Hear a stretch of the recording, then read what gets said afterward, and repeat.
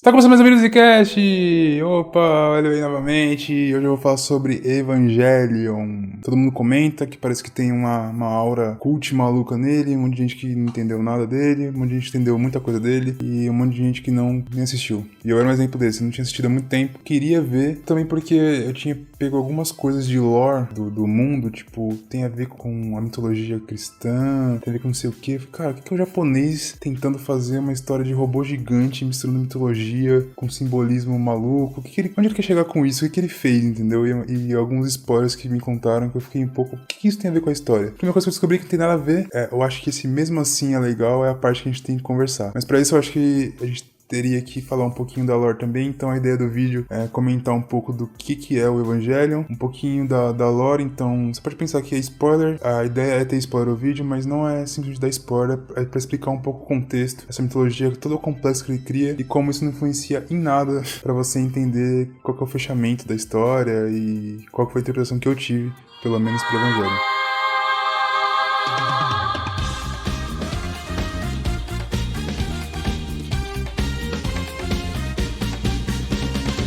Pra começar, ele foi criado pelo Hideaki Anno, é um cara que tava passando por uma fase de depressão muito forte, então ele tem muito dele ali, é como se fosse ele tentando, não sei se externizar alguma coisa ou se entender com alguma coisa, mas você percebe muito problemas psicológicos e como lidar com a vida e coisas meio existencialistas. E tem outra coisa que é muito curiosa, que existem dois finais. Você tem o final da série de 26 episódios, o 25 e 26 é uma loucura do caramba, assim, é uma coisa que quando saiu a galera ficou meio puta, falou, não curti, o cara apressou, e teve problemas específicos pra isso acontecer, baixa verba e os caras não estavam conseguindo entregar os prazos, como eles não estavam conseguindo animar, eles tiveram uma sacada meio psicodélica pra tentar fechar a história, conseguir colocar símbolos e as coisas que eles queriam fazer pra fechar, entendeu? Então acaba tendo fechamento dos personagens, que é a parte mais importante, mas fica um pouco desconexo com todo a lore que eles entregaram, parece que foi um fechamento às pressas. Teve muita gente também que não entendeu a parte artística das colagens e da brincadeira estética que eles fazem no final. Então foi bastante polêmico, tanto que falaram mal, ameaçaram matar os caras, tacar fogo no estúdio, essas coisas todas, que eles fizeram um filme, que é como se fossem esses dois episódios,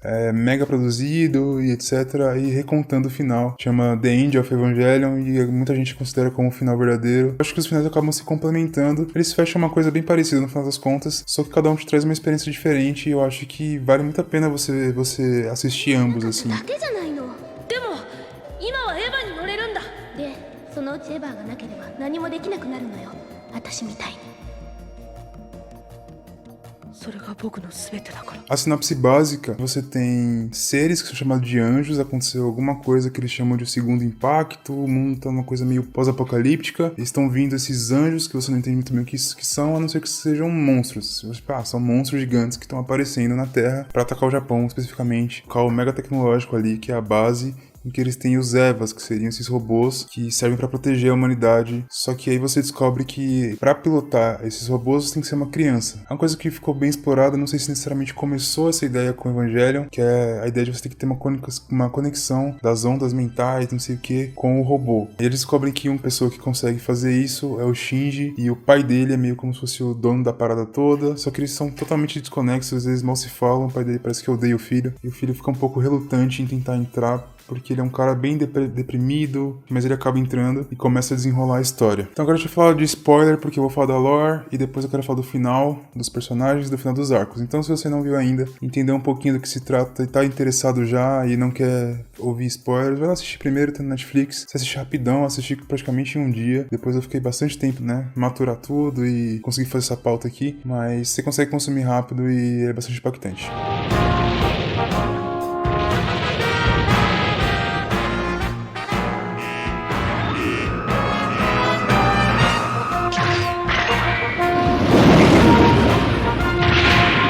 Qual que é a ideia da lore que existe em Evangelion? No começo é como se tivessem uns seres primordiais, ou uma raça primordial, poderia considerar o deus, ou os deuses, ou, sei lá, alienígenas, ponto. E o que eles fizeram, ou esse deus fez? Eles criaram como se fossem duas sementes, a branca e a preta. A branca representa o Adão, é o que cria os anjos. Então, esses vilões que a gente entende aqui na Terra, eles são como se fossem descendentes de Adão. E a preta representa a Lilith, que representa a humanidade, a vida, Enfim, a ideia é que cada planeta pode receber ou um ou outro. Porém, é claro, a Terra sempre dá merda aqui, e a merda que deu dessa vez foi que chegaram as duas luas, as duas sementes, tanto que aquela ideia de que teve um pedaço da Lua que atingiu a Terra e etc., é considerado o primeiro impacto, que é quando Lilith chega. O Adão já tinha chegado, mas os anjos não tinham proliferado ainda. Então vem nesse primeiro impacto que eles chamam a Lilith, atrapalha a proliferação dos anjos e a vida humana, animal, vegetal, etc., acontece na Terra.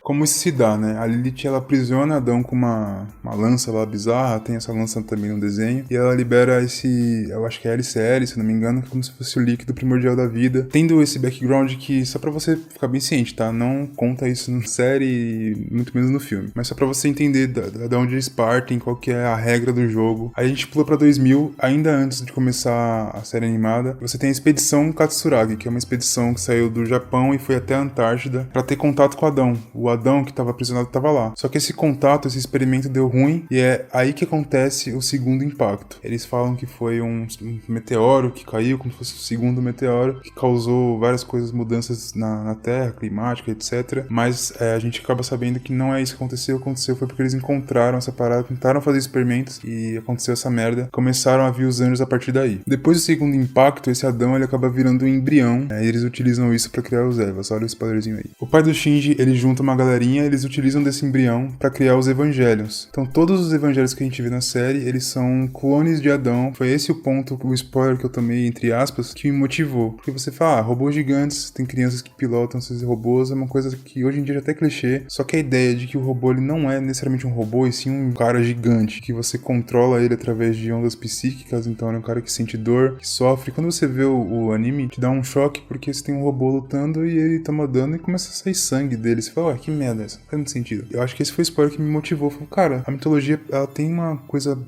legal ali por trás, entendeu? Por mais que não influencie necessariamente, é só uma metáfora pra contar essa caminhada psicológica dos personagens, ela é interessante nesse ponto. Depois evolui pro culto chamado Seal. Eles querem gerar o terceiro impacto.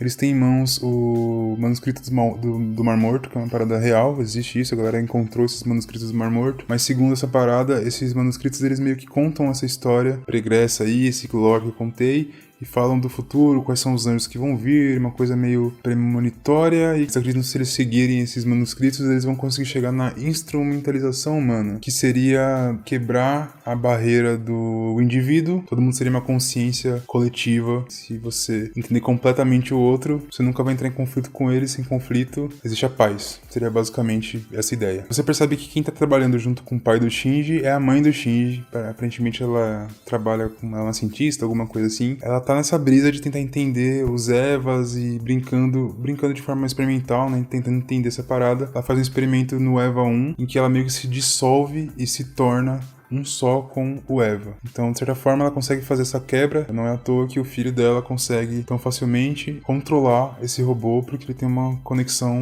inclusive genética, que é com a mãe dele. A gente pode usar um exemplo do que seria essa quebra de ego, né? Essa quebra de individualidade. É mais pro final do anime, por exemplo, você vai ver o Shinji, ele presencia assim da Misato, que é uma outra personagem, uma coisa sexual dela, que é uma coisa extremamente íntima. Ele tá presenciando aquilo, todo mundo presenciando aquilo. Então é tipo, mostrando essa quebra quando você começa a quebrar a individualidade. Ali você não tá mais sozinho. Aquele momento mais íntimo que você tem com uma pessoa só, tá dividido, todo mundo é um só. Então, isso aqui é só um exemplo que o anime acaba mostrando do que seria isso, né? Vocês têm interesse. 今さら恥ずかしがることもないだろう。 Aqui que você começa com a história do anime, que foi aquele que eu comentei na sinopse um pouquinho, que os anjos começam a aparecer e começam a ir atrás do Geofront, esse negócio mega tecnológico no Japão ali que eles estão tendo. Você não entende muito bem a princípio do porquê que eles estão atacando aquele local, mas depois você entende que esse local é onde teve o primeiro impacto, ou seja, quando Lilith caiu. Então Lilith caiu ali e se você depois sabendo desse background todo, vendo o anime completo, você voltar, você percebe que eles estão... O design deles não fazem muito sentido lógico, é uma coisa meio Lovecraftiana assim, mas eles sempre estão tentando, de alguma forma ou de outra, entrar na Terra, que é entrar onde tá o Geofront, que é uma coisa meio subterrânea, pra encontrar a Lilith. A ideia é que se os anjos conseguirem entrar em contato com a Lilith, seria Adão entrando em contato com a Lilith, e de certa forma isso causaria o terceiro impacto e seria alguma merda ou não. Tem toda essa jogada. E aí, ao mesmo tempo em que o pai do Shinji que tá defendendo ali, movendo fundos imundos, pra defender a Terra, entre aspas, ele também quer instrumentalização, mas pra uma coisa mais intimista, porque ele quer voltar a ver a esposa. Ele acredita que se todo mundo se dissolver e não existir mais a individualidade, ele vai viver a esposa de novo. 流れのままにですわ。私はそのためにゼーレにいるのですから。シンジのために。 Além dessa bagunça toda, a gente ainda tem dois personagens que são importantes. Um deles eu acho que tem um pouco mais de peso no anime, e o outro, apesar de ter um peso no anime também, ele acaba sendo mais influente no final do filme, que é o Kaoru Nagisa, que ele é um menino, que ele representa, na verdade, o último dos anjos. Ele é um clone de Adão. E o que eu achei interessante, eu não sei, pra evolução do Shinji, pelo menos, né, ele é um menino tão dentro de si, intimista, deprimido, e quando chega esse outro menino, ele tenta ser uma pessoa que quer ser um amigo pra ele de verdade, inclusive dando pontos que talvez ele tenha algum interesse romântico adolescente entre os dois, e conseguindo falar pra ele, eu te amo, eu acho que eu te amo. Isso é uma parada meio que ele nunca ouviu, nem do pai, nem de ninguém, então causa um impacto muito grande. Ele tem que matar ele por descobrir que ele é um anjo. Isso deixa ele meio puto, encontrar alguém que talvez ele ame, e ele tem que matar, porque ele foi colocado num papel, e a gente tá mandando você fazer, e você vai fazer, e ele meio que aceita esse papel. Isso também causa um pouco da quebra. No anime ele fica mais na brisa filosófica, e no filme fica uma coisa mais chata, um adolescente chato que não quer cumprir o propósito dele, que não consegue aceitar. Então tem essas duas abordagens da mesma coisa, basicamente.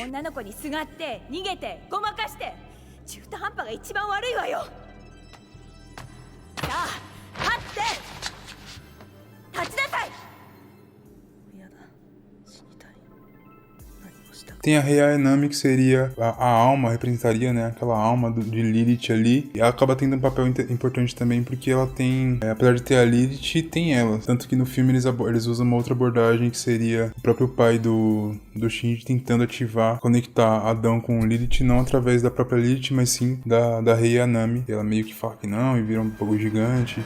Tem uma cena maravilhosa lá.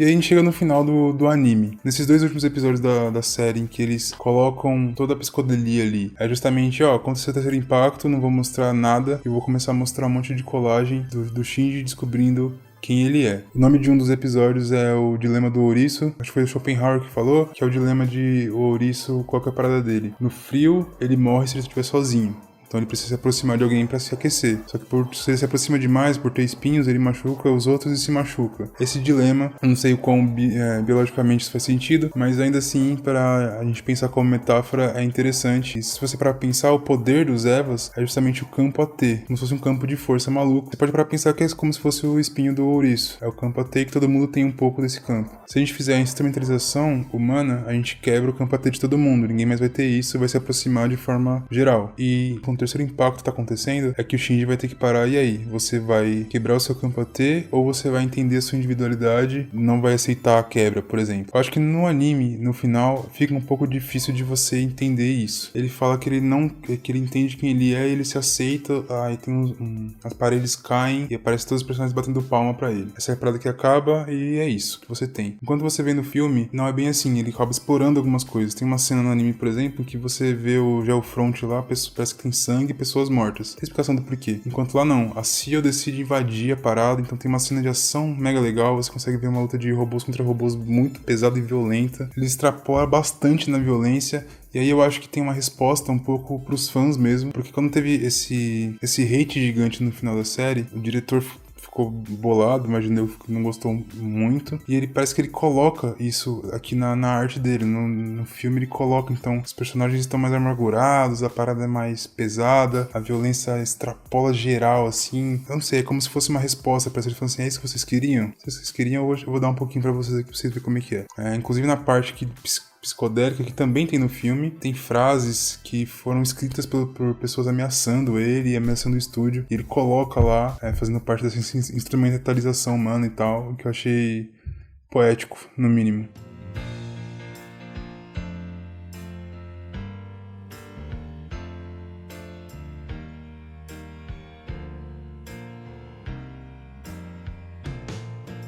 Outra coisa também que pode ser positivo pra muitos é porque aqui toda essa lore que foi comentada, eles conseguem fechar um pouco mais. Quando ele aceita a individualidade dele, aí mostra o mar de LCL, que seria todos os humanos agora, e aparece ele boiando. Ele fica como humano, ele mantém a estrutura corporal, porque ele não aceitou. Se ele não quebrou o campo AT dele, ele é o único que sobrevive.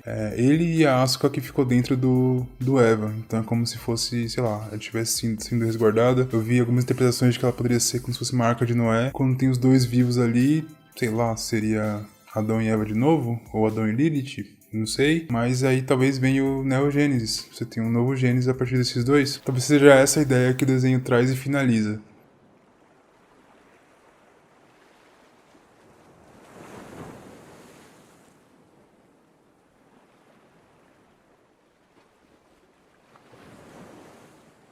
Ufa, eu acho que ficou maior do que o esperado esse vídeo. Tô vendo o tempo aqui, eu acho que o GG vai ter um trabalho legal. A parada é que depois de assistir, eu fiquei interessado em saber da lore. Talvez porque, sei lá, a gente é meio nerd, a gente gosta de entender essas coisas. Eu achei que seria legal contextualizar aqui, pra me facilitar o acesso. Se você assistiu agora como eu já tinha assistido, mas não tinha pegado esses detalhes. Acho legal comentar, tentar colocar uma linhazinha pra gente seguir. Mas o que mais chama atenção são os arcos, sabe? Você conseguir explorar essas coisas sensíveis, como colocar um personagem principal, que ele não é o Naruto. Também que o Naruto tem as fraquezas dele e tal, mas no final das contas o Naruto é um cara foda, é um cara que consegue superar isso tudo de maneira muito easy. E aqui não, o personagem ele é odiável, ele é um adolescente normal. Você vê e fala, não quero ser esse cara. E como ele consegue finalizar isso, imaginando que é um artista, falando de uma coisa que ele tava vivendo, me inspirou e me deixou muito animado. Não sei se consegui falar de tudo, provavelmente não, mas eu espero que se você não viu e ouviu toda essa discussão aqui, essas brisas, você se inspire em assistir, porque é bem legal. E se você discorda completamente, você viu e achou uma merda foda, fala aí qual que é a sua opinião, o que você achou. Eu vou ficar interessado em ler e discutir um pouquinho o Evangelion, esse cult que foi revivido, pelo menos pra mim, porque eu parei pra ver a lista do Netflix, é importante. Se você gostou, dá o seu curtir aí, não esquece de compartilhar com seus amiguinhos. Também tem nosso podcast, que eu acho que é importante você ir ouvir, que a gente tem podcasts maravilhosos, incríveis. Só se você jogar Zcast no Spotify, Deezer, qualquer merda aí que você encontra a gente. Beijo no coração de vocês, até o próximo vídeo.